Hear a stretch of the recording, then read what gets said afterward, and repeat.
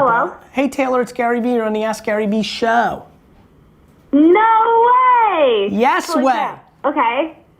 Where are you from? Sweet. I'm from Buffalo, New York. I love it. Are you a Bills fan?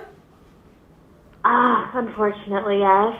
All right, I know you said unfortunately We're not very good. I know. Well, listen, neither are the Jets. Don't worry. So, what's going on?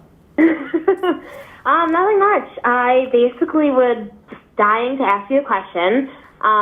Currently graduated college last May, and I'm trying to build my own business, brand, hustle, all of that kind of stuff. And my question for you is, and I'm probably sure that a lot of people ask this or wondering the same thing. It's okay. How do you get over the stump of you're graduating and you feel all this pressure because you're trying to build something, but you're still so young, but you want to do this fast and grow it big, and I'm just in a rut and I can't get out of it, but I have a hustle and a drive that I know I'll be able to build something, but I'm just in this space that's not allowing me to. So let me help you. The space you're in is probably the macro-micro issue. So it's macro patience, micro speed, right? So what do I mean by that? You need to be patient, Taylor. You're 22, 23 years old. Like, what do you think's gonna happen overnight? Yeah, I know. So you need to be fast, 7 a.m. to 2 in the morning every day, but in the big picture, you need to realize nothing good is gonna happen for the next 6 years. Okay. And do you think that I should just try every good idea that I think I have and just go for it all out? Or do you think I should stick with one thing at a time? I think the fact that you've even asked that question, that you should taste flirting with a lot of different things, because you'll be crippled by the what if you don't. Even though that's not the perfect formula to build the biggest short-term wealth, because you should go triple down on one thing instead of being half pregnant on 9. Okay. Taylor, let me tell you something. Let me ask you the pressure. Who are you? Are you trying to prove to yourself, to your siblings, to your parents, to the world? Like, who are you trying to prove that you're successful to, or that this was the right call, or you're gonna make it? Like, that's what you have to figure out. That's a good question. What are you impatient for? Like, what's the problem? You want to buy a Rolex? Like, what's the rush? I feel like I've known that I'm meant to do something big. Me and too. I grew up in an entrepreneurial household. Me too. And so it's in my blood, it's in my bones. Good. And I feel like I watch all these other millennials hitting these huge, I guess, milestones in their life. What milestones? And then I'm sitting here. Let's break it down. How old are you? I'm 22, I'm about to be 23. Okay, what milestone, please give me a millennial and the milestone they achieved that makes you feel like you're just sitting in Buffalo. Well, I'm sitting in Buffalo, which is one thing I'm not happy about. But, that's right, because it's home of the Buffalo Bills. But yeah. but before you go there, forget about sitting in Buffalo. Who's the millennial and what's the milestone that's making you feel like you're sitting there? Go. The truth, go.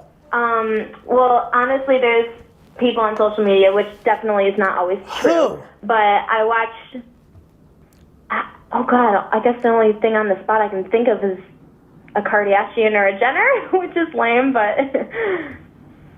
Can we talk about this, yeah, please? I feel like, sure. Like, you're telling me that Kylie Jenner's 1 trillion followers on Instagram makes you feel like you're just sitting there? No, I feel like the fact that she's already got a business started that's super successful. Did you comes with her fame. Did you factor in the fact that her sisters and mom architected something for 10 years while she was a teenager that she was able to walk directly into, that gave her a springboard, and that she had the financial capabilities of deploying ungodly amounts of plastic surgery and all the other variable things that she's been able to do to create that culture and that financial benefit? Yeah. Did you factor in that her mom is a ninja architect of business and created that framework? Yeah, and I feel like not many people give them the credit for that. I totally think that they built this empire. I agree, but what does that have to do with you?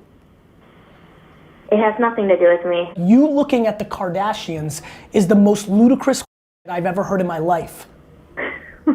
Well, that's just the first thing that could pop into my head. Great, give me another. Listen, we're here. Give me another one. There's a guy in London. I can't think of his name at the top of my head. I'm gonna stop you right now. Okay. Let me give you some, I was gonna say fatherly, I guess my father was 40. No, I'll give you some massively older brother, uncle advice. You ready? Okay, yes. Every second you spend thinking about what somebody else has is taking away from time that you could create something for yourself.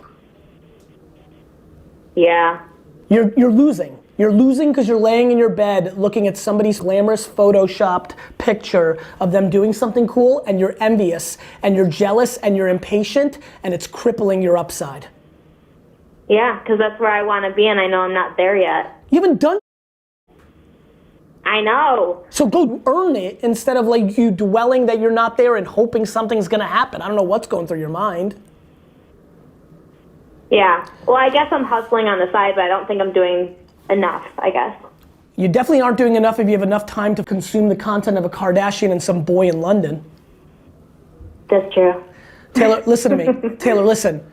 You've got to deploy patience, and you've got to love the process. I'm addicted to the process of the battle scars, the setbacks, the lack of, Taylor, I gave up my entire 20s. All of them. Imagine not doing anything fun or going anywhere for the next 8 years, including Saturday and Sunday. That's what I did from 22 to 30. Every day I spent 15 hours a day in a liquor store, thought about a liquor store, built a liquor store, sold wine, spent every day. Like this last weekend, don't lie to me, Taylor, what did you do this last weekend? What did you do Friday, Saturday and Sunday? Tell me the truth.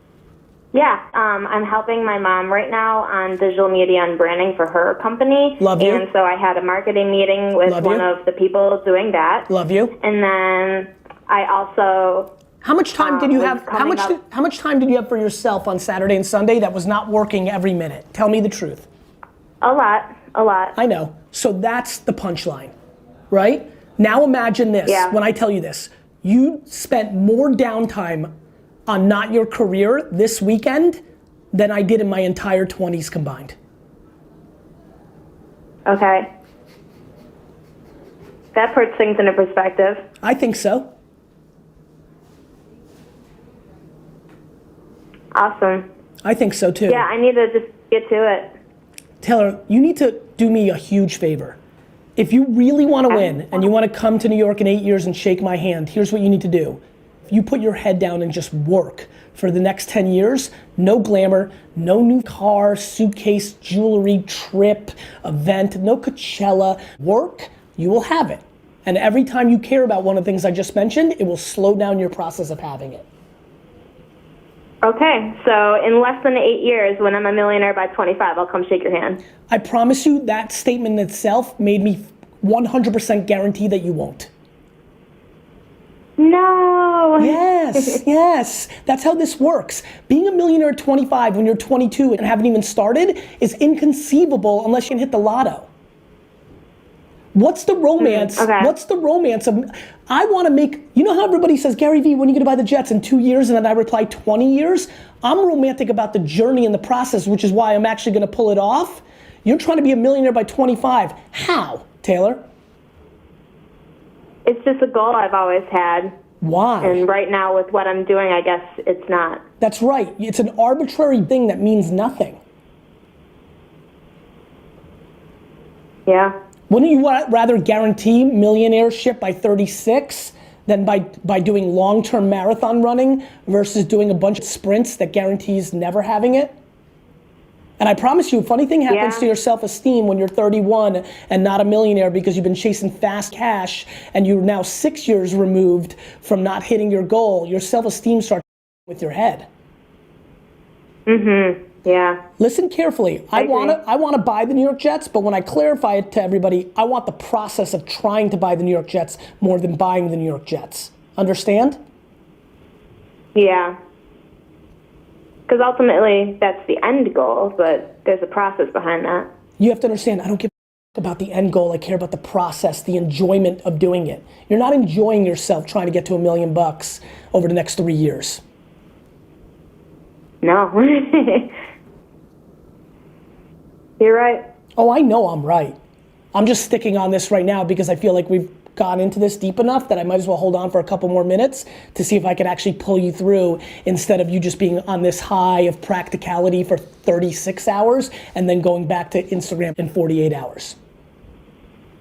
I just feel like I hold myself at this pedestal only. It's crippling myself because I'm not actually doing the things to get there. Of course. So you're playing a fake narrative instead of putting in the actual work that's needed to actually pull it off.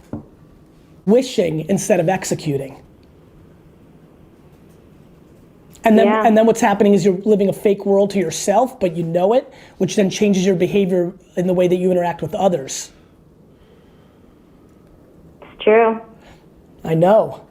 Like, for all my bravado now, I was real quiet in my 20s. People made fun of me, like, you work in your dad's liquor store? I'm in Wall Street making $100,000, I got a BMW. I'm like, that's nice, Pat. Yeah. Do you understand the level of disrespect I have for Pat? Do you understand the level of disrespect I have for all those 20, 30, 40, 50-year-olds flash on Instagram with short-term moves? I can't wait for the world to melt. Yeah, it's because they're short-term affording these things that are flashy, but in the long term, it's not sustainable for what they're doing right now. Yeah, but meanwhile, you're admiring them. I know, it's a problem, it's really bad. Taylor, you need to start loving the process and the work and the grind. You need to start respecting people that are like sleeping with 4 roommates and buying their t-shirts at Walmart. Yeah, you know what? I feel like I need that wake up, but I feel like I need to hit rock bottom to have that wake up. I'm too comfortable right now, and it's annoying. I don't think so. I think you are saying you need to hit rock bottom because it buys you more time. I never thought of that. You know what I mean? Like, you know it's not working. You're just saying, by the way, let me go complete left field on you. You're a 22-year-old girl, woman. Like, it's okay to enjoy a little bit now too. You've heard me say regrets. I don't know how deep you know my content, but once in a blue moon, when people ask me the advice for 25-year-old Gary, the answer is go have fun. It would have been okay to go to Vegas or Acapulco or like, do you know what I mean? Like, Yeah. So I think I've had my fun in college though, and now I feel like it's time to work. Well, no, that's the PR version, Taylor. The reality Taylor is still in that zone. Yeah. Don't beat yourself up. Don't hold yourself accountable to arbitrary fantasies. Just put in work and enjoy that. Enjoy eating dirt and bleeding and the grind, and don't give a about what anybody else thinks, why you haven't done it, why are you doing that. Have 4 jobs, Wendy's, Walmart, your side hustle, work, train, learn. Don't think you're a digital expert just because you're 22 and you have an Instagram account. Show me how much you've sold with your digital social media skills. Okay. Do you understand? No, I do, yeah. You're just completely in the wrong game, and I'm holding you onto this because you and 99% of the people that are watching are playing the same game. I know, which is why I wanted to ask the question. But I'm obviously not the only one. No, you're the majority and the massive majority. The question is, you just need to understand the following. You can trick losers. You're not tricking me. Good, because I want honest answers. You don't need my honest answer. You know you're not tricking yourself either. None of us are tricking ourselves. Got it. So even if you're posturing and pandering and PRing yourself, no winner thinks you're winning. Yeah, because I'm not. I know.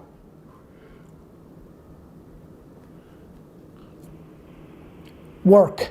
That's the answer to all these questions. Learn things, do stuff, try to sell, learn how to make money, work.